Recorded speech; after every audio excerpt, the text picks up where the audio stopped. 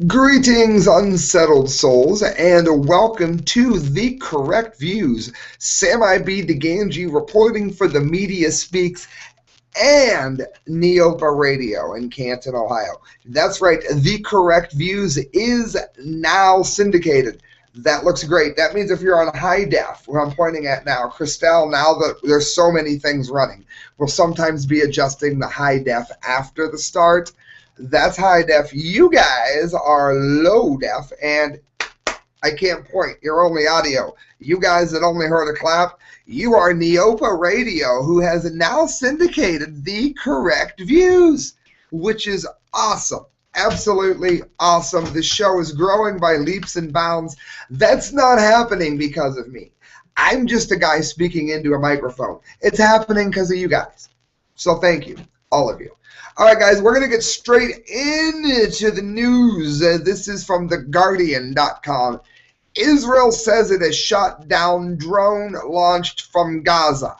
Now, usually I get all kinds of dislikes and crabby comments from people who are raging socialists and don't like me. Raging socialists, you're going to be laughing because I'm probably going to have my quote-unquote own peeps harassing me for this one. I am not angry at Israel for this here. I'm not. If I come to your house and I say, I don't think that you should live here, and I kick in your window, and you say, listen, you better stop. And I egg your house, and you say, hey, listen, Sam, you're pushing it. You better stop. I then flip off your daughter, and I don't know, break your car's windshield. You come out of the house with a gun, and you shoot me. And everyone says, why did you shoot an unarmed man? You have no patience. No, I had it coming.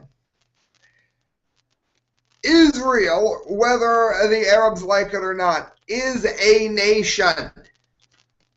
What do I think? I think America needs to leave the region entirely. Goodbye, adios, and let them kill each other. Because Jews, you need to learn how to get along with Arabs. Arabs, you need to learn how to get along with Jews. And if you two can't do it, then I'll let you guys kill each other. That's the way that I feel. However, that's not the world we live in. Some people say it's Hamas. Some people say it's ISIS, which is now that has sent the bombs to Israel. Point is, somebody has been launching missiles and rockets nonstop towards Israel.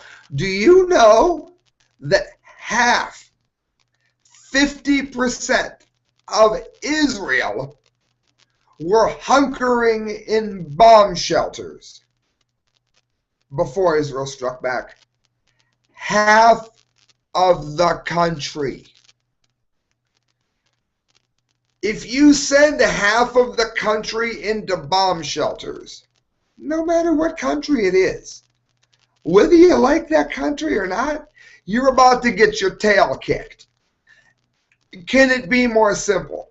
I'm sorry, I'm not a Zionist. I think they need to share the land. However, that's not happening, and if you bomb Israel, they're not just going to roll over and let you bomb them. It is not Israel in this instance that has started the provocation. It simply isn't. They were launched upon from the occupants of Gaza, who they gave Gaza to on the condition that they'd be peaceful. The peaceful Gazans have launched rocket after rocket at Israel, to the point where half of the nation, this is not me just picking a number, it is fact, it was reported, half of the country was hiding in bomb shelters. And now people want to blame Israel for striking back with a lot of force. Maybe if you didn't want a lot of force, you shouldn't have set rockets into Israel. says Israel claims to have downed a drone from the skies above its southern coastline. The unmanned aircraft, which Israel says was launched from Gaza and shot down with a Patriot missile near the city of Ashdod, is the first weapon of its kind Israel has encountered in the conflict. And everybody wants to pretend that somehow when Israel blows up children, it matters, but when Palestinians blow up Israeli children, it doesn't matter. Or it's the other way around. Listen, if you're blowing up children, you're scum. How's that? I do know this, that the Palestinians tend to put their weapon systems in the middle of neighborhoods. Why? Because the only way that Israel can defend itself is to bomb a neighborhood if you put them in a neighborhood. Adolf Hitler used to employ these sorts of tactics. Has America ever done it? Probably, because America lately has done every crappy thing you can think of, unfortunately. That doesn't make it okay. But that's why Israel is shooting into these neighborhoods. Does Israel put their defenses in neighborhoods? I don't know. If they do, it's a rotten thing to do. Would I be surprised if they didn't? No. I said I wasn't a Zionist at the beginning of this. I'm just not blaming Israel for this particular conflict at this particular time. Rockets were also fired into Israel from Lebanon early on Monday morning, drawing retaliatory fire from Israeli forces. This is the third such rocket attack from Lebanon since Friday. There were no reported casualties. In the West Bank, a 21-year-old Palestinian was killed in Hebron after clashes between the Israeli military and protesters against the war in Gaza, the first Palestinian casualty in the West Bank since the conflict began. If you don't want a conflict in Gaza, then don't launch missiles from Gaza. The dead man, identified in unconfirmed reports as Munir al-Abardeen, was shot during a protest at Al-Simora Junction 20 minutes south of Hebron. Witnesses said Bardeen was shot with live ammunition around 3 a.m. after hours of clashes began after Iftar, the breaking of the Ramadan fast, was carried throughout the night. Look, regardless of which side of this you're on, you cannot launch rockets into a country and expect the country not to do anything back. You can't expect Israel just to roll over here. The bottom line is this.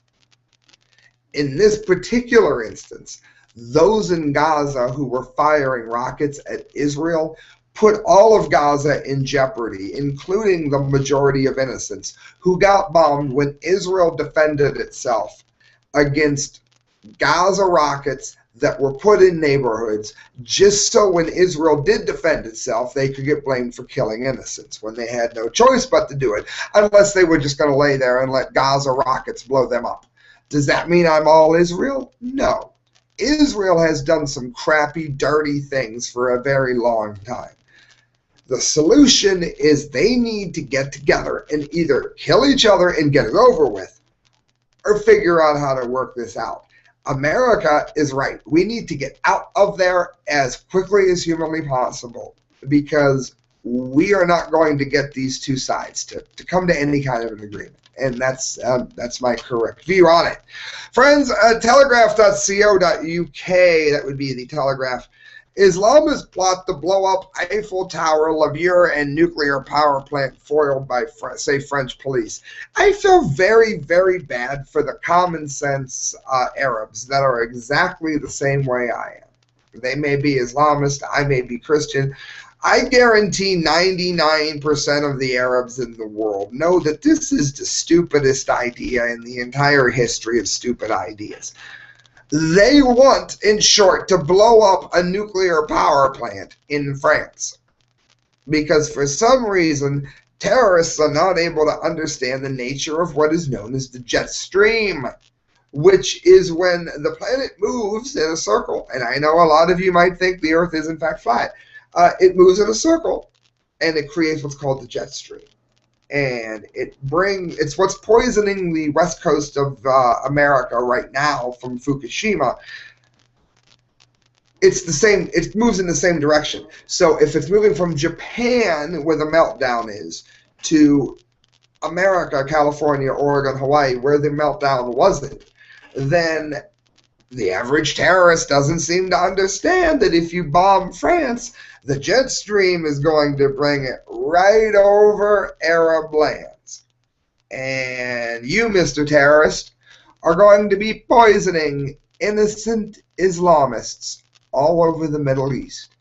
You're going to do more damage to your own people than America did with depleted uranium, which was despicable. You're going to do more against your own people than Israel ever did to you. You're going to melt down a nuclear reactor in Paris, and it's going to create the kind of illnesses in your children that Russian children have seen in Belarus. If you don't believe me, look up Belarus Chernobyl deformities, and when you're done vomiting, you will in fact agree with me. This is by Henry Samuel Paris. France foiled an Islamist terrorist plot to target the Eiffel Tower, just one of the most beautiful structures in the world to everybody but Christelle. If we went to Kings Island, they have like a miniature version of it. I could spend all day just looking at it. She's like, oh, that's nice, and walked away. The most beautiful structure in Ohio, maybe. France foiled an Islamist terrorist plot to target the Eiffel Tower, much to Christelle's applause, the Louvre, and even a nuclear power plant. It emerged on Wednesday as the country unveiled new, tougher anti-terror rules. French police stumbled on the plans after, like Clouseau, after decrypting coded messages between a 29-year-old Algerian butcher living in Vaucluse, southern France, and known as Ali M, and one of the highest-ranking members in Al-Qaeda in the Islamic Maghreb, or AQIM, excuse me. According to Le Persian newspaper, in April last year, the married father of two, went by the pseudonym Abu Jaji, was asked by AQIM Contact, whose web alias was Redown18, to make suggestions concerning how to conduct jihad in the place you are currently. Ali Emmett goes on, suggested targeting nuclear power plants, planes at the moment of takeoff, and a string of French landmarks, including the Eiffel Tower and Louvre Museum in Paris. Failing that, he suggested launching terror attacks on the modest and poor French population in markets or nightclubs, as well as police patrols. So for the good of Allah, just blow up the poor in France. What a lovely philosophy. In an apparent reference to the famed Avignon Theatre Festival, he also singled out cultural events taking place in South France, where thousands of Christians gather for a month. You blow up the Christians because they don't believe in Allah and don't think you need to lay on a mat 3 times a day. This is utterly ridiculous. But the fascism we're used to, we have fascism in our own country. We have racism in our own country. And it's not always in the directions that you would think. It's in every direction possible. It's even worse. But blowing up a nuclear power plant is strictly for people who are too stupid to understand basic science. No one wins a nuclear war, and by extension, no one wins a nuclear meltdown, you idiot. This is from Armstrong Economics, from Martin Armstrong. Computer modeling depends on the input. UN global warming model has been dead wrong for 18 years. In other words, somebody put a house beat behind this. Man-made global warming is a lie. Oomfa, oomfa, oomfa, oomfa. Man-made global warming is a lie. It does not matter what we talk about, be it markets of climate. If the data you are putting in is garbage, you get garbage out. It says, when it came to economic, I began a quest to gather data from ancient times to see how even the rise and fall of empires have developed. Those who created models on markets watched them fall time and time again because the data series was at best back in 1971. The computer models designed for the global warming are seriously flawed. They are, one, failing to take into consideration the fluctuation of the energy output of the sun. It fluctuates significantly as illustrated in the graph above. It's also listed on Prism Planet. Two, the polar ice caps expand and contract with the seasons. Many of you did not know that. In layman's terms, you can, if you deliberately test when the warming season is in, the polar caps will be smaller. They're doing that because they know if they test at the other season, they'll be much further, which is normal and has happened through most of recent human history. Three, long before carbon dioxide emissions from man to any extent. Three, the magnetic poles shift as well, while on the sun they reverse every 11 months, which the author went into detail in what is called the Mayan report, which you can look up. And four, the polar ice caps actually move. They will move away from Canada and into Russia at the current pace. When the poles flip, this is a chaotic move abruptly, not caused by man. The pictures of polar bears on ice are very nice and compelling, but this has nothing to do with man. These trends were in motion long before automobiles were invented. Honestly, this is political propaganda. In order for mankind to have created this trend, then there should never have existed any previous cycle whatsoever. And of course there was. It says this is just witch doctor science. In the Mayan report I explained, it says the theory behind the Ice Age again was the discovery of frozen woolly mammoths. Suddenly, those discoveries shocked science. Even Isaac Newton was moved in his theory, confronted with the realization that the system was not linear but chaotic with sudden changes, long before the automobile. Here we have these climatologists arguing there is global warming that then creates massive funding to support these crazy unsupported theories. This is like economists who argue for socialism and intervention so that they can create employment for themselves, not for you. If they said it was just the business cycle, then who needs them? Just follow the money. Both groups argue for whatever they need to create their own jobs, global warming and socialism. That's why they are so often linked, my friends. It says the UN computer predictions have been completely laughable and are now subject to wide-scale ridicule. They never have gotten anything right for 18 years running now. The model design is a total and complete joke. In other words, global warming is propaganda. Around the world, when you actually measure total ice formation, there is now about 1 million square kilometers of more sea ice than there was 35 years ago. This establishes they are monitor one segment, and if the poles move, they claim it's warming because the ice melted in that spot.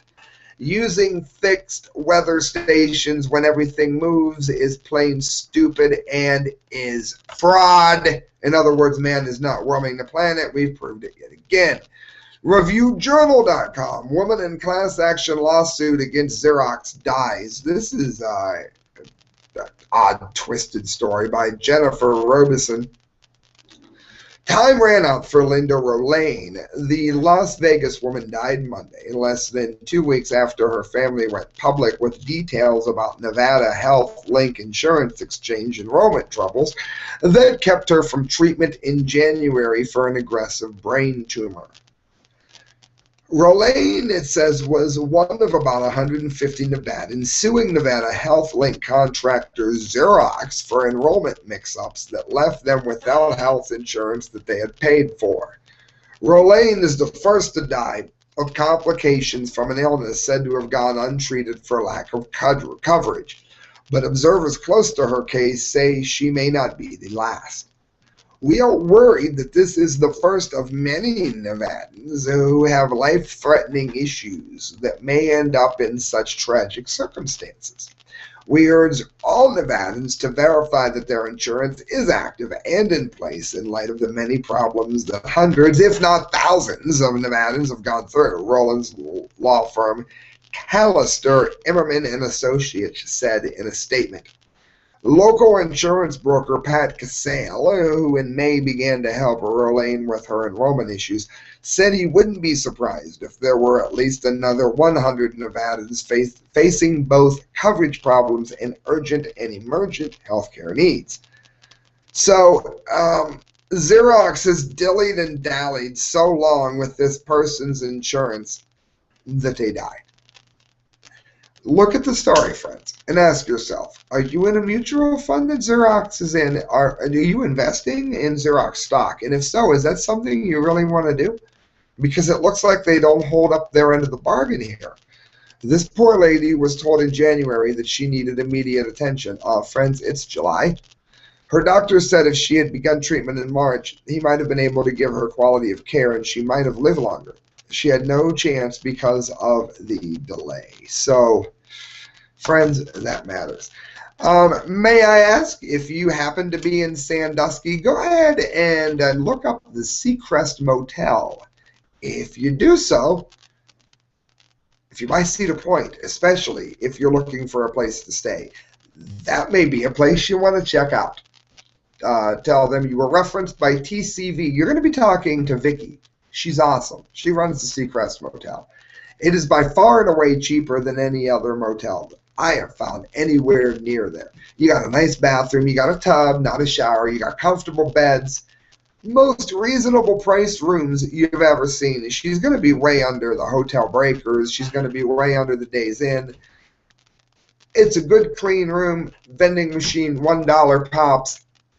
Go if you get a chance. I don't know. If you're going to be up there, drive by the Seacrest Motel. Check them out. Let them know TCV referenced you. If you get a chance also, on Amazon.com, yours truly has written Risen, a persuasive essay on the historicity of Jesus Christ, where I prove that Christ rose from the dead without using the Bible to do it. The Lucky Leprechaun, and a novel called Asleep Unknowing. I've written them. And if you'd like, you can find them on Amazon.com. Lastly, Mike McLaughlin. He is a writer, he is a poet, and he is excellent. You can find him on Facebook.com.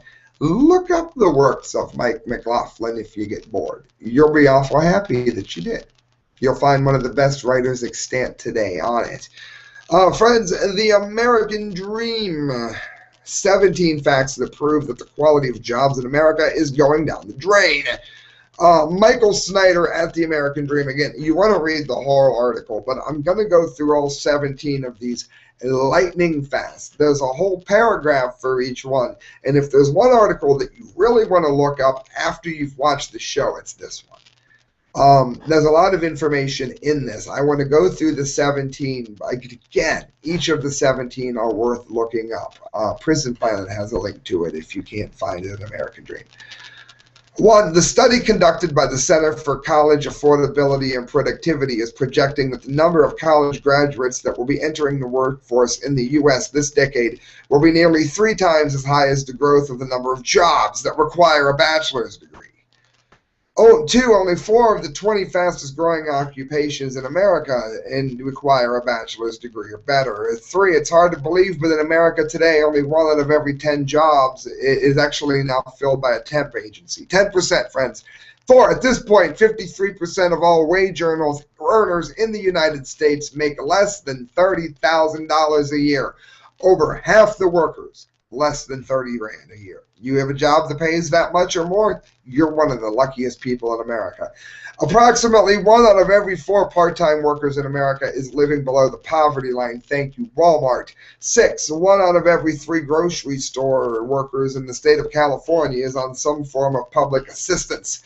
By paying so little, the grocery stores are making you pay for their poor in your taxes. 7. Due to the decline in quality jobs, income equality in the United States has grown to frightening levels, and it mentions an article on Politico. 8. In 2007, the average household in the top 5% had 16.5 times as much wealth as the average household overall.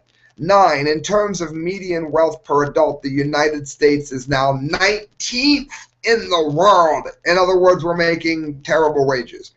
10. Our paychecks just keep getting smaller. Median household income in the United States is about 7% lower than it was in the year 2000 after adjusting for inflation. We're making less than we were in 2000. And again, I'm a DJ. I do okay where I'm at. But if the economy gets much worse and they don't need DJs, I'm doomed. 11. During the last recession, the U.S. economy lost millions of middle-class jobs. But during this recovery, most of the jobs have been created have been low-paying jobs. 12. Due to the lack of decent jobs, half, that's 50% for you Usher fans, of all college graduates are still relying on their parents financially when they are 2 years out of school. 13. According to one survey, 76% of all Americans are living paycheck to paycheck. That means if they get sick, they lose their house. 14. Back in the 1980s, over 20% of the jobs in the U.S. were manufacturing jobs. We made something for a good wage. Today, it says only about 9% of jobs in the U.S. are manufacturing jobs. 16. Another recent study found that 47% of unemployed Americans have completely even given up looking for a job. And 17. The plight of unemployed workers is likely going to continue to get even worse as technology replaces more of our low-paying jobs. For example, McDonald's plans to experiment by replacing thousands of workers in Europe with touchscreen terminals. You know what? Who can blame them for that? They've been paying such low wages for so long that they almost won't even be missed. The answer here is to stop outsourcing jobs and to tax the living tar out of anyone that wants to bring American-made goods that were made, American-owned goods that were made in another country, to bring them to the U.S., tax them through the roof. Watch how quick they move back. That's the correct view. 2 more things to get to, guys. Photography is not a crime. Let's put this up. New Jersey cops caught on camera sicking dog attacking man for recording a woman's arrest. This is what the Nazis used to do, and now it's happening in America, just like I've been saying since I started the show. I don't mean this show, I mean the entire show. A New Jersey man who video recorded a mob of cops beating a woman on the 4th of July was attacked and beaten himself by those same cops, only for another citizen to record that arrest. Trenton police managed to delete the footage from the first camera, and they've done in the past with other citizens, but didn't manage to delete the footage from the second camera. I'm going to suggest those of you that film cops or something to do so in a streaming format, so it doesn't matter whether or not they've taken it down. You have it secure on your computer or on whatever you streamed it to, Hangout, whatever. Don't use Google if you can help it. I'm roped into it. It says, only because they were too busy beating the first man to even notice that the second man was recording. It was the typical textbook cop beatdown you've come to expect from the Blue Mafia, with one cop yelling, "Stop resisting," to a non-resisting citizen crying out in pain as another cop sicks a dog on him and another kicks him in the face. Land free, home of the brave. To serve and to protect. It says Alel Queen was charged with obstruction of justice, resisting arrest, and charging an officer. He said he was just doing his laundry at a public laundromat after having recorded the cops when they confronted him, and this is according to the Trentonian. Before Queen was wound up, he was standing on the corner of Kirkbride Avenue, 10 and 15 feet away from the officers, filming on his phone the alleged assault of the woman, when one of the cops told him he was interfering with an investigation. I told him, I'm not interfering with anything. He said Monday, I'm just videotaping y'all beating up this girl, which is my right. After leaving the laundromat briefly and then returning for his belongings, he was again confronted by cops shortly before the alleged attack on him began. He was carrying his clean clothes. The video shows cops kicking and sorting through his clothes at the scene after Queen is arrested. The 31-year-old, it goes on, was taken to the hospital where he remained until early Saturday morning when he was transported to Trenton police lockup. The mechanic, it goes on, he was in custody for 10 hours before being released. He was charged with obstruction of justice, resisting arrest, and charging an officer, which of course he didn't do. On Monday morning, Queen pleaded wisely, I might add, not guilty to the charges in Trenton Municipal Court. Queen claims the authorities confiscated his phone and erased the video of police beating up the woman before giving him back the device, but he is still trying to retrieve the video from his phone. Trentonian reporter David Foster has been doing a good job on keeping on top of the story. He's already written 2 stories on it. And again, it goes on to mentioning the city is under new leadership. Of course, it's irrelevant. The old boss is the same as the new boss. It says the Trenton Police Department has obviously operated under the assumption that nobody outside its community would care how it acts. So a few lawsuits here and there wouldn't really make a difference to them considering the money they're dishing out. So what do you want to do? Why am I reporting on this? You can complain. Please do so politely. The new director, Ernest Perry Jr., can be reached at 609-989-4055. Complain at that number. The new mayor, Eric Jackson, can be reached at 609-989-3030. That is how you let them know that we won't put up with it anymore, by calling them and telling them rather succinctly that we will not put up with it anymore. Friends, that brings us, as it loads and reloads, radio.com, the most annoying website ever. So if you're going to go ahead and verify this story, you might not want to go to the site because their webpage sucks and will eat up all of your RAM.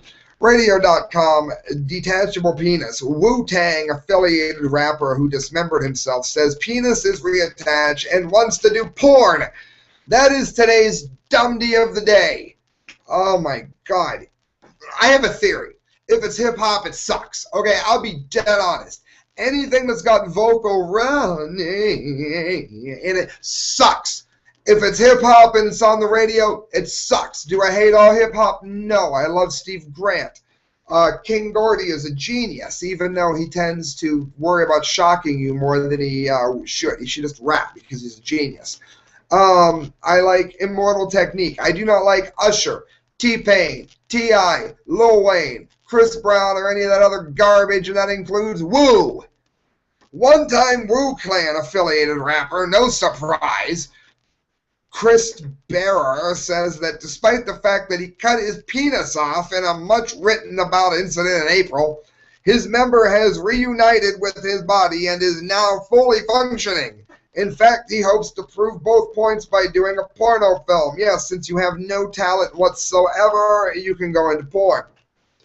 TMZ interviewed the man who seemed eager to show his manhood outside his Long Beach, California barbershop, although it would seem that his friends and family might want to keep him away from sharp objects for the time being. Well written.